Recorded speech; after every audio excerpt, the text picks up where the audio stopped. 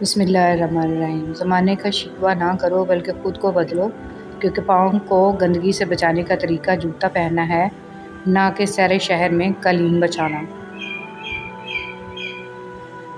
موت رتبہ، شان و شوکت، دولت، عمر کچھ نہیں دیکھتی، اسے جب آنا ہوتا ہے تو پتہ بھی نہیں چلنے دیتی اور ایک پل میں سب ختم۔ جب رشتے نبھانا مشکل ہو جائے تو ان کو نبھانا نہیں چاہیے بلکہ اللہ کے حوالے کر دینا چاہیے۔ پرانے زمانے میں لوگ ایک دوسرے کی ہمت بڑھاتے تھے، آج کل ہمت تو کوئی نہیں بڑھاتا، البتہ ہر دوسرا شخص بلڈ پریشر بڑھا کر چلا جاتا ہے۔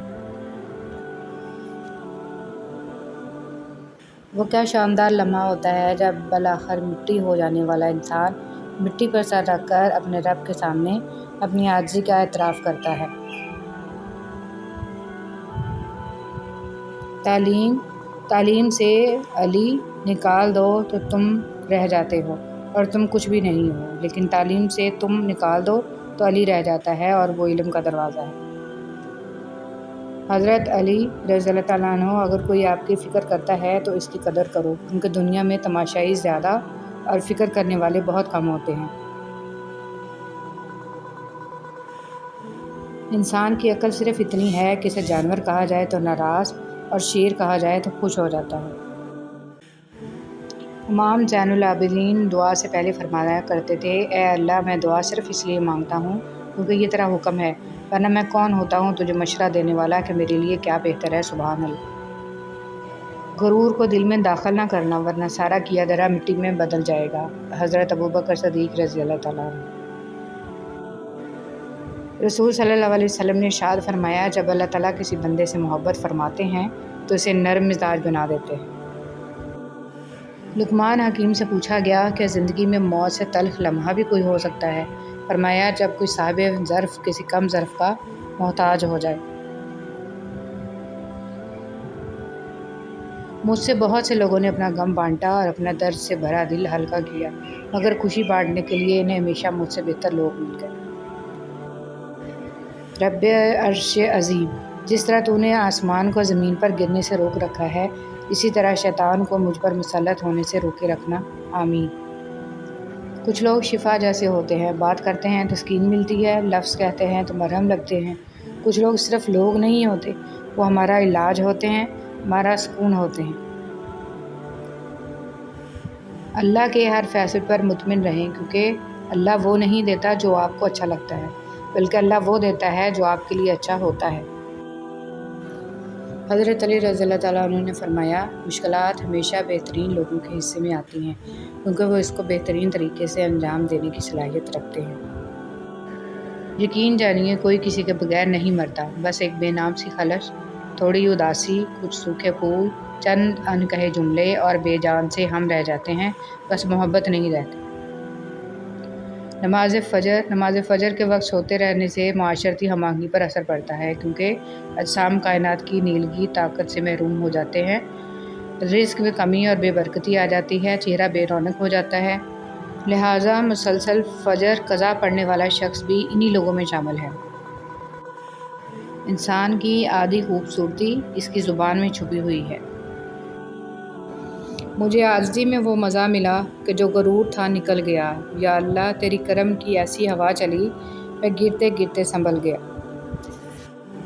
ماں باپ کے ساتھ تمہارا سلوک ایسی کہانی ہے جو لکھتے تم ہو لیکن تمہاری اولاد تمہیں پڑھ کر سناتی ہے۔ حضرت علی رضی اللہ تعالیٰ عنہ نے فرمایا: تم کسی کے ساتھ بھلائی کرو، تمہیں اس کا بدلہ برائی کی صورت میں ملے تو سمجھ لو کہ تمہاری نیکی قبول ہو گئی۔ دنیا میں سب سے زیادہ مطمئن لوگ وہ ہیں جنہیں اپنے معاملات اللہ تعالیٰ کے سپرد کرنے کی عادت ہو۔ اپنے نئے دن کا آغاز گزشتہ دن کے شکستہ ٹکڑوں سے نہ کیجیے، چونکہ ہماری ہر نئی صبح ہماری باقی ماندہ زندگی کا پہلا دن ہوتا ہے۔ میں تو خاک تھا، میں دھول تھا، مجھے کچھ نہ اپنا شعور تھا، میرے رب نے کتنا کرم کیا کہ درود پڑھنا سکھا دیا۔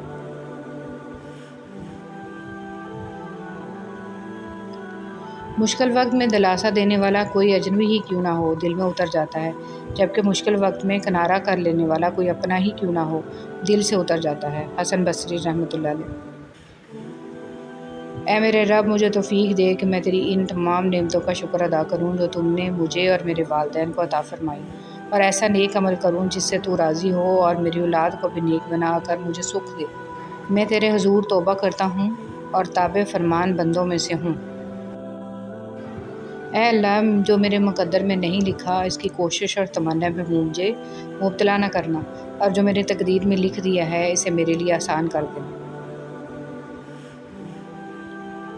جب انسان اپنی غلطیوں کا وکیل اور دوسروں کی غلطیوں کا جج بن جائے تو پھر فیصلے نہیں ہوتے، فاصلے ہوتے ہیں۔ تعلقات کو ٹھیک کرنے کی کبھی کوشش مت کریں، بلکہ اپنے مالی حالات ٹھیک کریں، تعلقات خود بخود ٹھیک ہو جائیں گے۔ ہر رات میری آنکھیں انہی سوچوں میں گم ہو جاتی ہیں کہ میرا مقصد حیات کیا تھا اور مجھے تھکا کن کاموں نے دیا۔ جب تم دنیا کی مفلسی سے تنگ آ جاؤ اور رزق کا کوئی راستہ نہ نکلے تو صدقہ دے کر اللہ سے تجارت کر لیا کرو۔ پاک ہے میرا رب جو دلوں کا حال جانتا ہے، مگر پھر بھی دنیا کے سامنے ہمیں رسوا نہیں کرتا۔ ٹھکرا دو اگر دے کوئی ذلت سے سمندر، عزت سے جو ملے وہ قطرہ بھی بہت ہے۔ غم کی زندگی میں سب سے بڑی اہمیت یہ ہے کہ غم دل کو بہت نرم کر دیتا ہے۔ اگر غم نہ ہوتے تو انسان پتھر ہی رہتا۔ آپ کسی کو بھی زبردستی دو کاموں کے لیے مجبور نہیں کر سکتے، ایک محبت، دوسرا عبادت، دونوں دل سے ہوتی ہیں اور دونوں کا رشتہ روح سے جڑا ہوتا ہے۔ یہ جو تمہارا نفس ہے نا، تم اگر اسے خیر میں مصروف نہیں کرو گے تو یہ تمہیں شر میں مصروف کر لے گا۔ جب اللہ کو آپ کی زندگی میں اچھا موڑ دینا ہوتا ہے تو برے لوگوں کی حقیقت آپ کے سامنے لے آتا ہے۔ ہم بھی کیا لوگ ہیں، کعبے کا رخ تلاش کرتے ہیں مگر دل کی سمت درست نہیں کرتے۔ قرآن کہتا ہے اپنے دشمنوں کی چالوں سے پریشان نہ ہوا کر، بے شک تمہارا رب سب سے بہترین چال چلنے والا ہے۔ اے اللہ، جو میرے مقدر میں نہیں لکھا اس کی کوشش اور تمنا میں مجھے مبتلا نہ کرنا، اور جو میرے تقدیر میں لکھ دیا ہے اسے میرے لیے آسان کر دینا۔ اور لوگ یہ کیوں بھول جاتے ہیں کہ ان کا دل رکھنے والا شخص کا بھی دل ہے۔ رشتوں میں انسان کی پہلی ترجیح عزت ہونا چاہیے، پھر رشتہ چاہے جو بھی ہو۔ فطرت کا ایک قانون ہے، وہ ڈھیل دیتا ہے، پھر کوئی متکبر بن جاتا ہے اور کوئی عاجزی اختیار کر لیتا ہے۔